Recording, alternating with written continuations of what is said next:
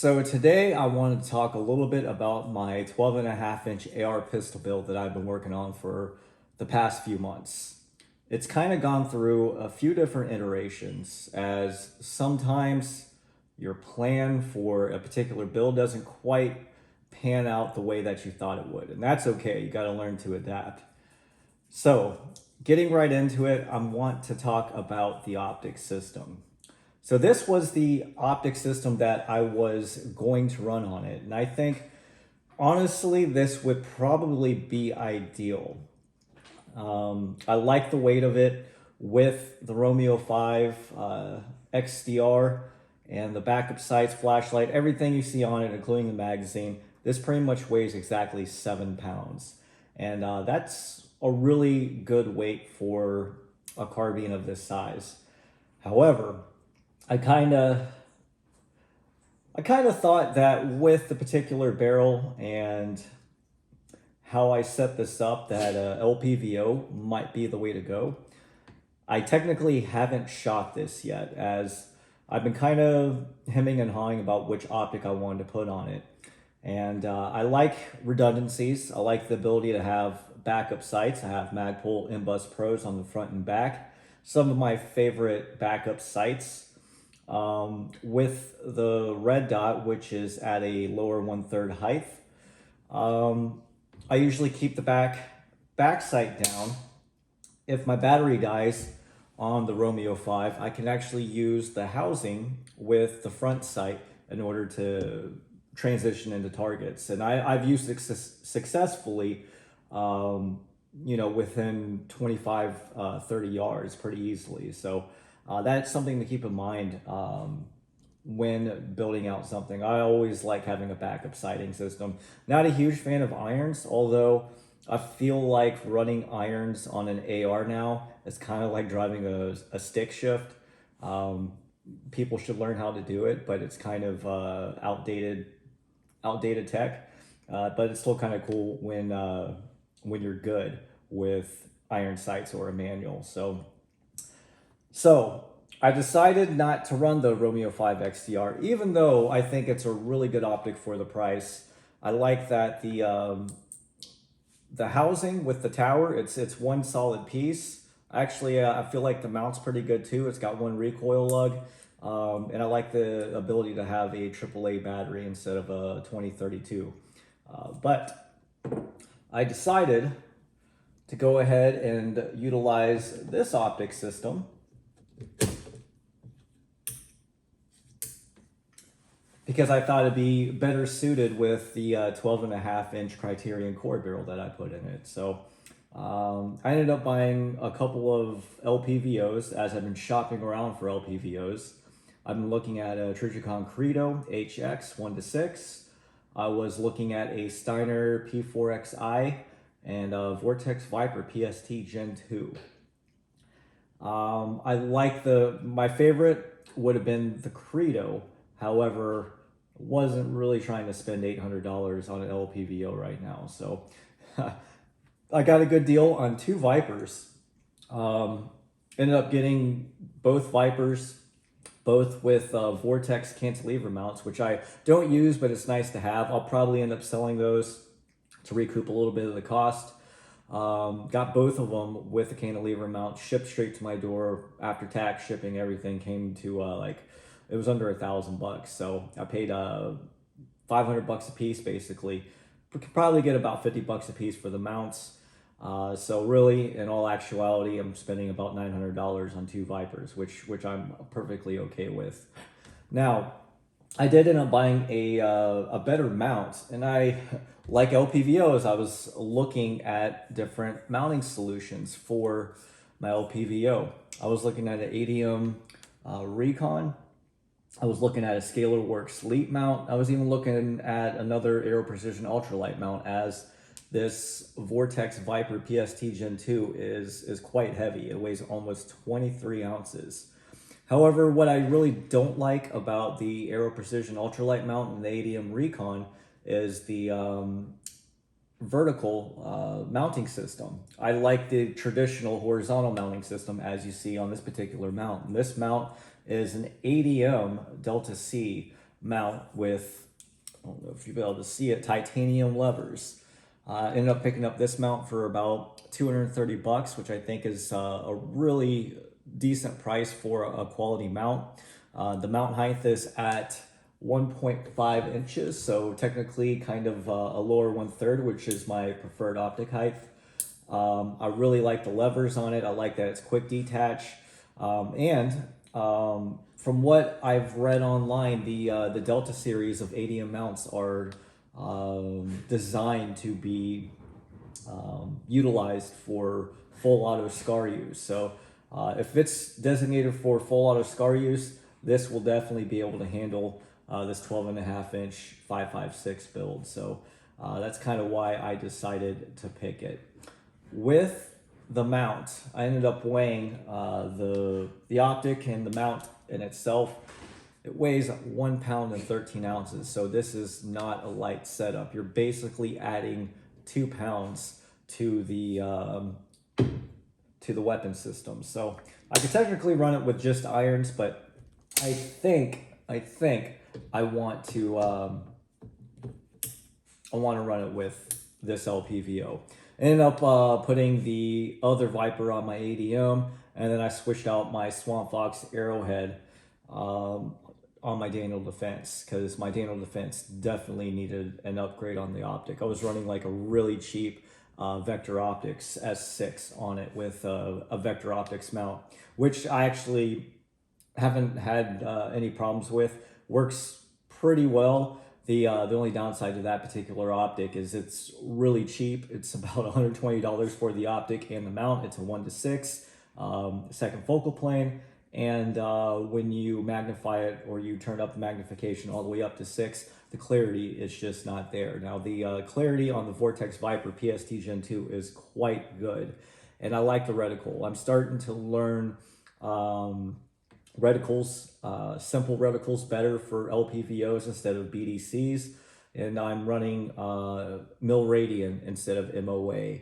I'm kind of graduating to that system, and I quite like the I think it's a VMR Milradian, and this I bought them in both Vortex Viper PST Gen 2s. So that's kind of why I decided to go with this particular optic system. So before we start going into the rest of the build, because I will be handling it, I'm going to show that the weapon is clear, the nothing in the magazine, and nothing in the chamber. So it is safe to handle. Now, touched on the Criterion Core 12.5-inch. My ADM has a Criterion Hybrid, which is kind of your standard government profile barrel. This has more of a tapered design, and instead of a .750 diameter gas block, it has a .625 diameter gas block, which your choices aren't going to be as many for that particular size gas block. I am running a Wojentech adjustable gas block. I've ran Wojentechs before. Really inexpensive gas blocks. You can pick them up for about like $35-40 straight from Wojentech. It is a set screw design.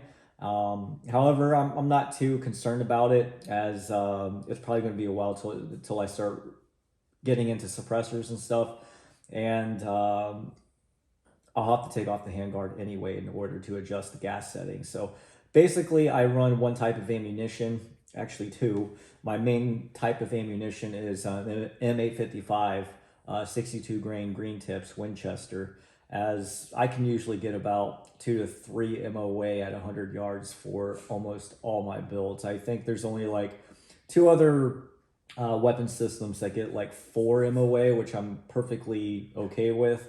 And then if I'm not running M855, I'm running 50 grain VMAX 5.56. So it's kind of two different kinds of ammunition. One is kind of designed for penetrating. The other one, you know, as soon as it hits a soft target, it dissipates all that energy. Really good for soft targets. So those are kind of my 2 loads that I choose for all my weapon systems. I zero all my optics, all my 5.56 chambered weapon systems to those particular loads. But going on more with the particular build, I ended up buying a different handguard. I had bought a Q handguard, 12-inch Q handguard.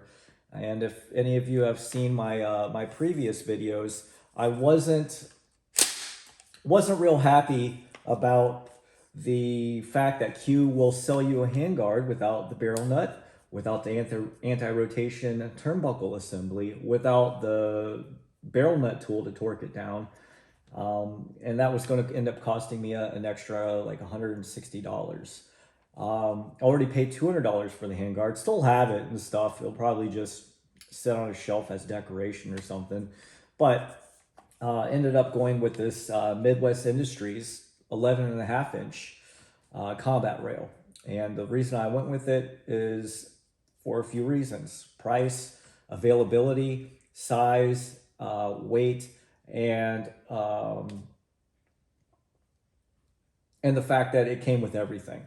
So it came with the barrel nut, came with the barrel nut torquing tool, and it came with the tab to utilize the anti-rotation on the bottom here. And it even came with a 5-slot polymer M-LOK slot, which is kind of a nice little bonus. And I got all that for $125. So I got a complete handguard system with a M-LOK Picatinny section for almost $40 less than what it would have cost me just for the barrel nut turnbuckle assembly and the tool from Q. So that's kind of why I decided to go with it.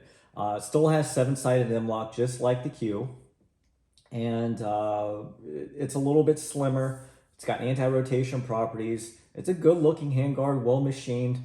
I'm first endeavor into the Midwest Industries handguards. Seen a lot of reviews on them, seen a lot of people talk pretty good about them, so I can see why.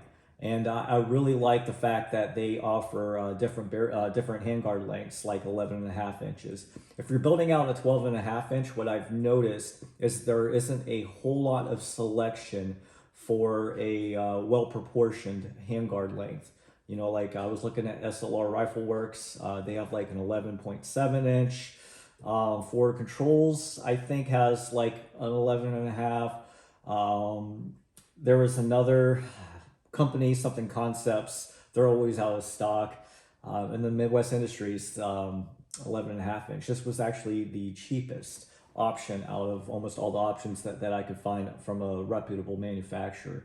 Obviously you could get some cheaper ones from like Tribe and some really like off-brand ones, Dirty Bird Industries and stuff, which probably work just fine. But I kind of like the reputation that Midwest Industries had. So I'm pretty happy with the 11.5 inch handguard. It actually quite suits the build, I think, in my opinion. So ended up going with that handguard. I'm going to change out the muzzle device. I've got 2 Surefire war comps on the way. Not that I dislike this muzzle device. Technically, I haven't tested this particular one out. I have tested the Break Arms full-length 3-prong flash hider out, and I actually quite like it for the price. For like 25 bucks, looking for a cheap flash hider, completely recommend them. And then all the Break Arms flash hiders come with this outside the threading, so you can utilize a blast forwarding device. I put these blast forwarding devices on some of my builds just because when I shoot around people or indoor ranges, it just makes it a little more pleasant. Plus, if you ever want to utilize this particular weapon system for home defense, it would be better for you, your hearing, and worse for the bad guy to have all that blast being directed towards him. So it's kind of a nice little feature to have, but not necessarily needed. I think a flash hider would probably work just fine. And another thing that's kind of nice about this particular blast forwarding device with the shortened 3-pronged, I'm going to be blasting the head of my flashlight with pressurized gas and carbon and stuff. So with this blast forwarding device threaded on, it won't do that. Not that I don't think this Mod Light couldn't handle it. I just would prefer not to beat the shit out of my flashlight system. So speaking of flashlight system, running a full-size 18650 Mod Light with a PLH V2 head. This is probably my favorite flashlight out of all the flashlights that I've tested. Arisaka is probably the best value for the money when it comes to duty lights. Cloud Defensive, I kind of like Cloud Defensive in the fact that it comes with everything that you need out of the box, including a pressure pad, pretty nice tail switch and tail cap. And their Candela is quite good. I'll kind of show a Cloud Defensive here if I can do it. So this is actually the Cloud Rain 3.0. This is the newest light and stuff. It's supposed to be 100,000 Candela. You can see it's got a nice switch and stuff. Tail cap's quite good. What they didn't tell you is the head is much larger than the 2.0. I know you're gaining about 30,000 Candela. I think it's putting out like 1,300 lumens, maybe a little more than 1,300 lumens. And the out of the box mount is kind of crap. So I wish they included like a offset M-LOK mount. That would be ideal. And then the actual mount that they include does not fit a Mod Light, does not fit an Arisaka. So that is something to keep in mind. But not the biggest fan of the Cloud Defensive. Like if I would go an order of favorite to least favorite for duty lights, it would probably be, my Mod Light, full length Mod Light PLHV2, Arisaka full length with E2 XLT head, and then the Cloud Defensive Rain 2.0. That would probably be in the order. But anyway, getting back to the build. With the flashlight, I always run Arisaka mounts. There's some other decent mounts out there on the market.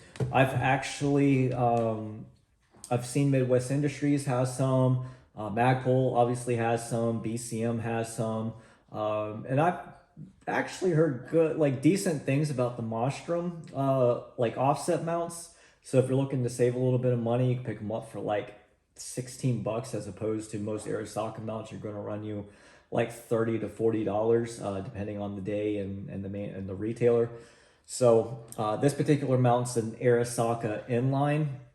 I figured with the 7-sided M-LOK, I could figure out a configuration for this particular flashlight. And you can see I've got it on the middle section between, like the 9 and 12 o'clock basically. So it works pretty well. I'm more of a fan of the M-LOK offsets to be completely fair and honest. So but this does work. I'm able to use the flashlight pretty easily with the hand stop. Can still get a pretty good C-clamp grip. If I did have to change hands, right, I'm still able to utilize the flashlight. It's not ideal if you're shooting with your weak side and stuff, but it does work. So not sure how I feel about pressure switches just yet. I do like the mod buttons and the Surefire DS double lot, but you're looking at like a $300 up cost just to upgrade that that system. So I'm not entirely sure that's worth it to be honest. So anyway, so as you can see, I do have a SB Tactical PDW brace on here. And this is an interesting bracing system. You have 3 positions, right? It clicks pretty well and nice, easy to use. You can actually, see if I can get this without completely destroying this table. You can actually take the brace off if you want to. Some people oil the rails and stuff. I believe it's made out of mostly aluminum. Kind of heavy. It's a little heavier than like a SBA 3, SBA 4, but I feel like it's a little more stable, and it doesn't have quite the cheek weld as an SBA 4. Now, there are other PDW braces on the market, Strike Industries PDW, which I've tested and own a couple. I like them. I just don't like it's got a proprietary buffer system. Maxim Defense, they make I think the CCS takes a regular buffer spring and buffer weight, just like this, which is one of the reasons why I picked it. And then SB Tactical's got another one called the HB PDW, which is like their Honey Badger version of this PDW brace, but it has a proprietary buffer system and spring as well. Maximum Defense has two others. I think there's like a CQB and a SCW, if I'm not mistaken, and those are definitely proprietary. So I do like that this system doesn't take a proprietary buffer spring and buffer weight. So I probably won't be able to see it running a Geisley Super 42 braided wire buffer spring with an H2 buffer weight. I think that's probably going to be pretty ideal for a 12.5 inch. Didn't touch on the gas length. The gas length is carbine length, so it's could be a little more over gassed than some of the other 12.5 inches on the market, like your Roscoe K9 Sage Dynamics barrel. It has like a proprietary gas length system called Patrol, which is between a carbine length and a mid length. Faxon makes a mid length 12.5 inch. H&M Defense makes a mid-length 12.5 inch. Ballistic Advantage makes both, I think, carbine and mid-length. So this 12.5 builds, I should say, are kind of like in this weird like limbo in gas lengths. So you kind of have to figure what application and how you're going to be shooting the weapon system. Are you going to be shooting suppressed, unsuppressed mostly? Do you have an adjustable gas block? I would suggest putting an adjustable gas block in any 12.5 inch, no matter the length.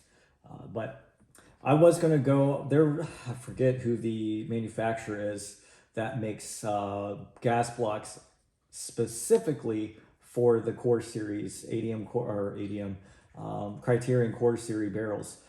It is dimpled on the bottom, and the gas block on this lined up just fine for it and everything. But SB Tactical PDW brace, one of the downsides of actually almost all the PDW brace systems that I've used is when the brace is fully collapsed, it's a little hard to get your finger in to gauge the safety. It's easy now because I'm like looking straight at it, but if you're trying to run this, you can definitely get tied up and trying to relieve the safety, or engage the safety selector lever. So just something to kind of keep in mind. The only time I'm going to have this fully collapse is when it's stowed.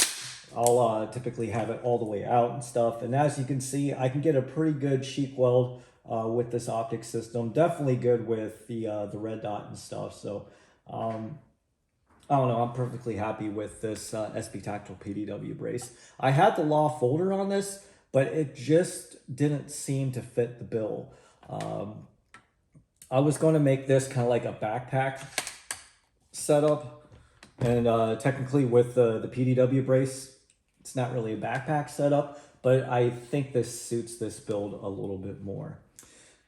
Some of the small parts running a mil-spec forward assist, mil-spec ejection port cover, mil-spec bolt catch, bolt release, and mil-spec magazine release button and magazine catch.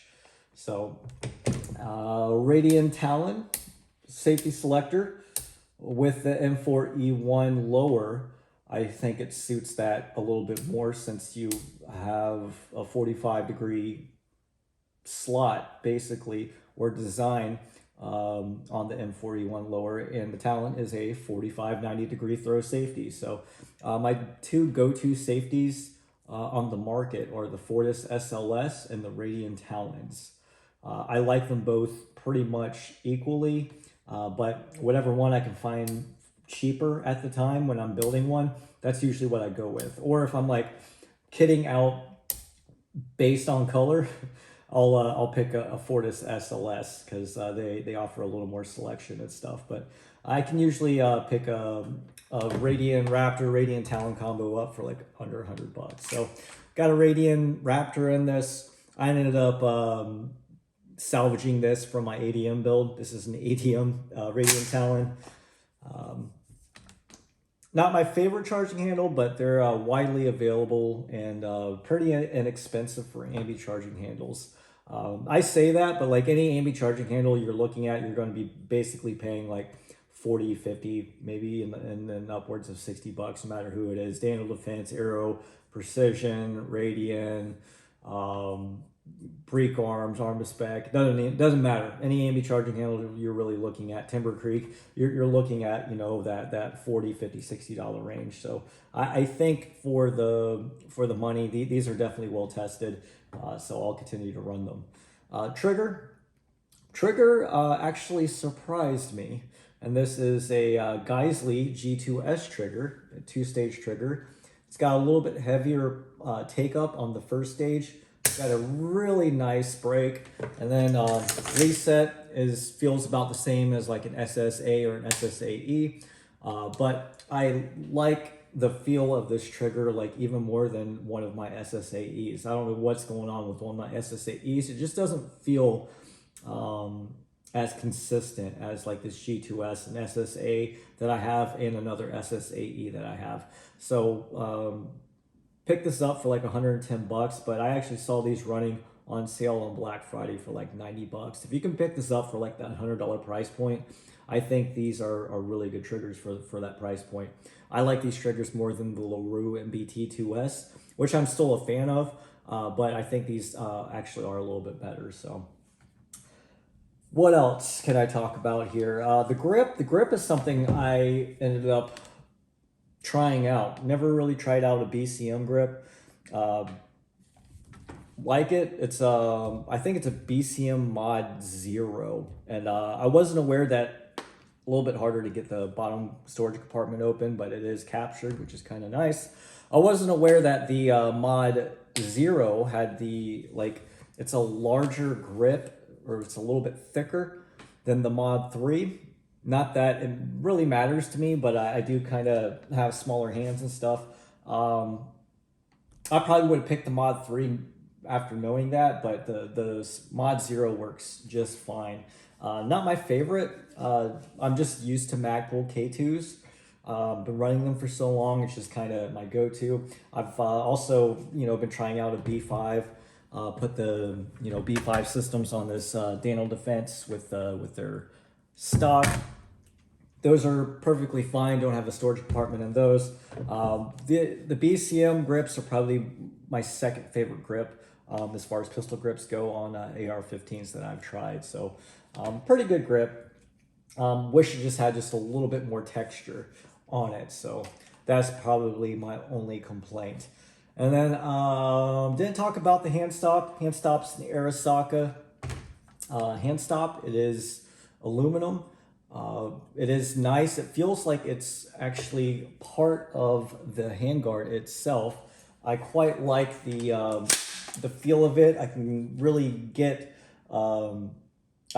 dig back into the actual rifle system. And if I needed to barricade, it does feel a little more sturdy than some of the polymer ones. So this is actually my first endeavor into the Arisaka hand stops. Just decided to pick it up. It was like 20 bucks. So thought I'd give it a shot. They're good. If you're looking for a metal hand stop, it's pretty low profile. Chamfered edges, pretty good for the price. They're typically, I think, about 30 bucks though, so I kind of lucked out on that. Didn't talk about the bolt carrier group. So the bolt carrier group is a Lantac enhanced bolt carrier group. And it's got just mil-spec metal,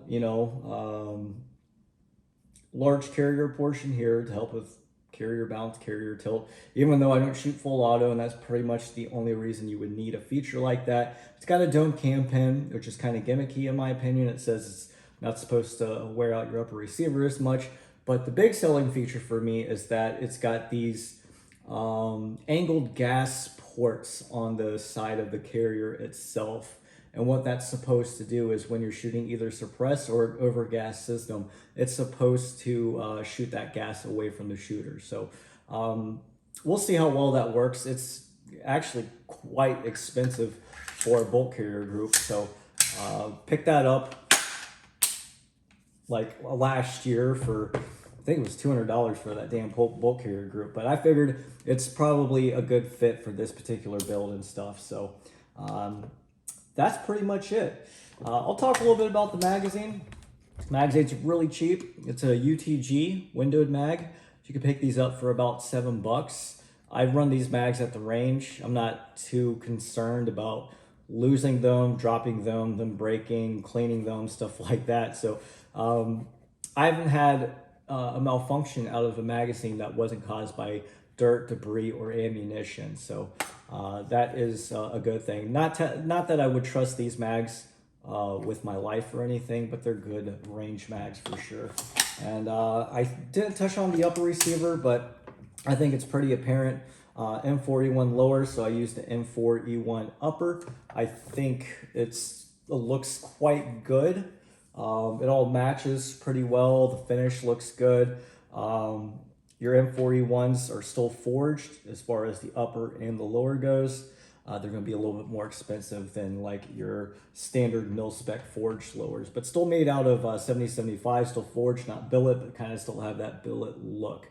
And that's about it for the build. I'm really excited to take this out, zero the weapon system, get my gas settings adjusted to my particular loads. The reason why I haven't taken it out, I was kind of waiting on my optic system to come so I could zero it, because I was just going to take it out. I guess I could have taken it out and just zeroed the iron sights, which would have been nice. But I just decided just to wait until my scopes came, so I could just go ahead and zero a bunch of my weapon systems, because I've been playing, you know, changing out my optics on a bunch of my different builds. You know, put the Viper in my ADM, put the Swamp Fox in my Daniel Defense, changing out this. So I'm just gonna go to the range and zero a bunch of optics and hopefully get things running correctly. So if I don't like the optic, I'll probably end up just changing out to the simple red dot again. So I think a red dot would actually kind of suit this build a little bit more. So I don't know. I'm going to see how it goes. I would like to show myself shooting a little bit, but here's the thing. Like, I don't see anyone else at the ranges that I go to setting up cameras, and I don't know. I think it looks kind of douchey to be honest. So I'm not trying to look like a weirdo setting up my camera and, you know, posting a video of myself shooting in order to do that. So, but I'm kind of on the fence about wanting just to show that, you know, how my weapons cycle, the reliability of things, if I have any issues, how to adjust gas blocks, how to adjust and zero rifles, what distances I zero and stuff. Some people like that, but I pretty much just go over parts and build lists and stuff. So I might branch out and try something different. I do try some different things, and I don't know if you guys have any questions. Have you built a 12.5-inch? What's your experience with building 12.5-inch builds? Have you run into any issues with the gas systems, with kind of the 12.5-inch being all over the place with gas systems? What kind of optic do you run on your 12.5-inch? Because it's really, the 12.5 it's a really good length, because you can pretty much get around like 2650 to 2700 feet per second out of a 5.56 cartridge. And I mean, that's a really good speed for, you know, the 5.56 to fragment, tumble, yaw, do what 5.56 does. So kind of interested to see what velocities I can get out of a 12.5-inch as opposed to like a 14.5, if it's really that big of a difference. I also wanted to see how much more compact or how much more longer that it was compared to like my 14.5 or my 11.85, you know, without the brace folded on my 11.85. But spoiler alert, they're pretty much the exact same length. They're like within 1/16 of an inch of each other with their braces fully collapsed.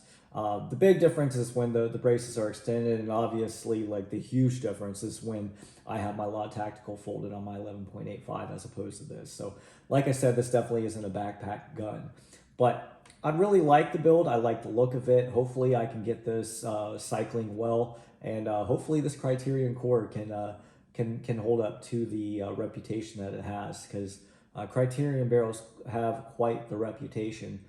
Hand lapped and honed barrels, uh, really good barrels. They're highly sought after. They sell out quickly. So if you're looking for a decent barrel for a build, I'm really impressed, at least with the Criterion barrels that I've shot, and the one that I do own. So, anyways, let me know what you guys think, and thanks for watching.